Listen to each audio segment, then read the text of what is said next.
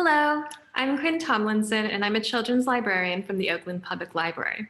I'm so excited to be celebrating Asian Pacific American Heritage Month by participating in Asian Pacific American Reading Week. The book that I've chosen to share with us today is called Ojiichan's Gift. Ojiichan in Japanese means grandpa. Ojiichan's Gift was written by Chieri Uegaki, who is a second-generation Japanese-Canadian author.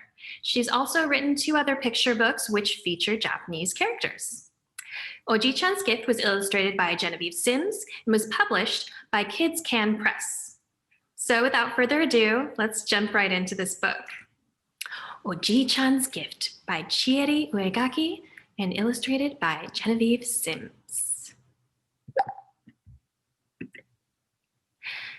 Here's the dedication page. It says, in memory of Aiko and Alexander's Ojiichan, and for those who make gardens wherever and however they can.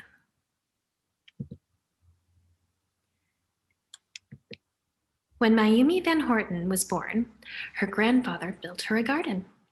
It sat behind a tidy brown house nearly halfway around the world, and it was unlike any other garden she knew.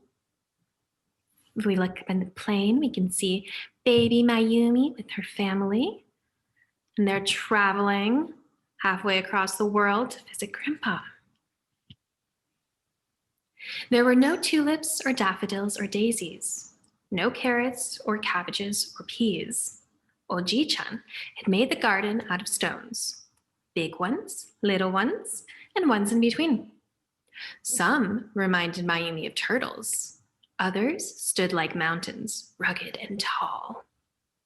Can you guess which one reminded Mayumi of turtles and which one reminded her of a mountain?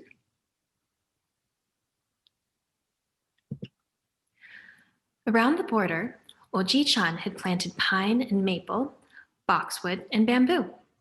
And in just the right spot, by a stone lantern and a persimmon tree, was a sheltered bench where Ojiichan and Mayumi would share onigiri bento packed in a lacquered box.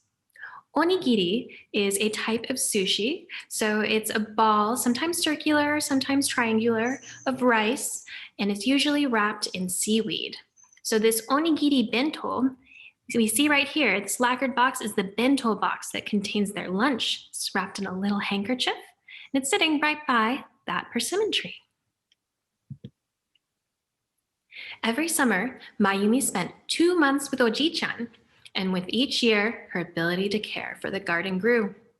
She learned that moss on a rock was a gift of time, not to be washed away with a hose. That weeding was more pleasant in the morning, and that clipping shrubs to look like clouds was the best of all reasons to prune. Raking gravel, though, was what Mayumi enjoyed most. She loved how the tiny rocks chattered as they passed through the rake's wooden teeth. She loved the different patterns she could make, wavy, zigzag, and straight. But rings, like ripples in a pond, were her favorite. When she was done, Mayumi and Ojiichan would sit and enjoy the results of her efforts in happy silence. We see them sitting under their favorite bench. Let's count how many rakes they have. 1, 2. Looks like they have the same amount of hats, one for each of them, as they sit by that persimmon tree. In this scene, looks like maybe the weather has changed. We see some snow on the ground. We see people wearing hats and scarves and no leaves on the trees. And there's Mayumi. Where do we think she is? Let's find out. Often, when Mayumi was back home in her narrow house, listening to the clamor of traffic outside, she would wish for the sounds she heard at Ojiichan's, the rustle of leaves, or the creak of a bow, or a twittering bird. At those times, Mayumi would open up the tin that held the souvenirs from her visits.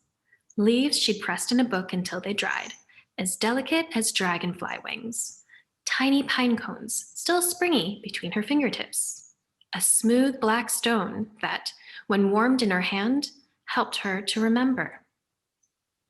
Then, one summer, everything changed. We see Mayumi with her family. Looks like they might be packing things into boxes, some bubble wrap, packing tape. Let's find out whose house this is. Mayumi noticed the differences as soon as she arrived. Things in the house that used to shine were dusty and dull. In the garden, shrubs and trees were overgrown, and dead leaves and needles littered the ground. Everything looked left alone. She understood now what her parents had told her was true. Ojiichan could not live here anymore. Later, in Ojiichan's room, Mayumi tried to smile as she showed him photos from the school year. Birdsong wafted in on a green-scented breeze. Mayumi looked out at her garden. "Hi," Ojiichan said. "Yes, it's been waiting for you, Mayumi-chan."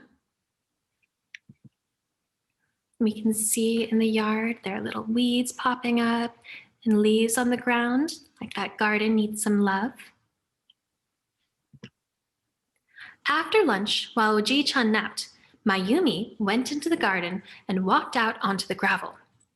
As she stared at the rock that towered over every rock around it, the tight-butted feeling that had been in her chest all morning suddenly burst open, and with a rush, she put her hands on the rock, braced her feet in the dirt beneath her, and gave a mighty shove.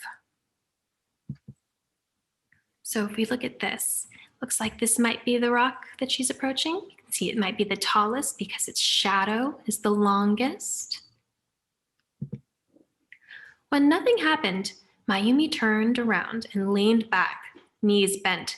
She pushed as hard as she could, wanting the rock to give. And if it did, she was going to push and push and push until the thing toppled down. There she is, pushing with her back against that rock with all her might. She's so frustrated it wouldn't budge, so she's kicking up the dirt. The rock didn't budge, not even a little. Mayumi kicked the ground hard, spraying gravel everywhere. She kicked again and again, not caring, until a rock ricocheted back and hit her on the face. She froze, and as she noticed the mess she'd made, she put a hand to her cheek and sagged to the ground.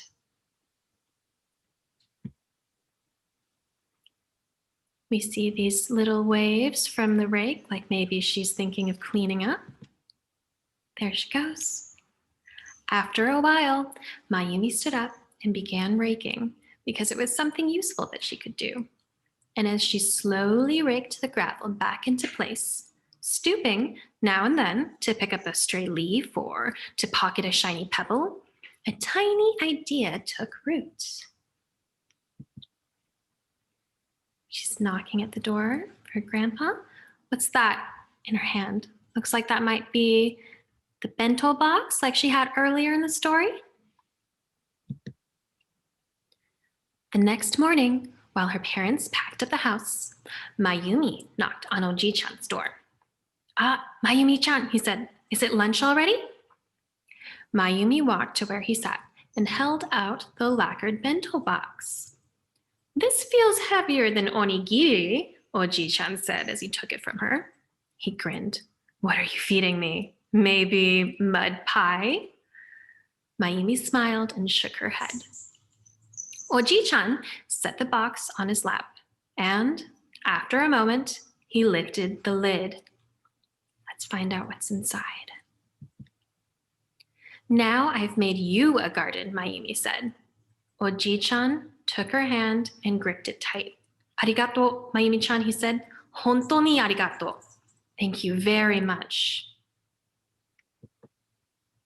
Here we see in the bento box that she's made a tiny garden, complete with some of the rocks and the raked lines that she loves so much. Back home, Mayumi unpacked her suitcase and set aside several small bags. Then she took out her tin and emptied it of all her treasures. The sandy gravel went in first, followed by stones of various sizes, placed just so. She added a pine cone next, and then a leaf, before patting the gravel flat. Here we see her unpacking some of the rocks and the gravel in her hand. Then, using her pinky as a rake, Mayumi carefully made smooth, even rings around the 3 largest rocks.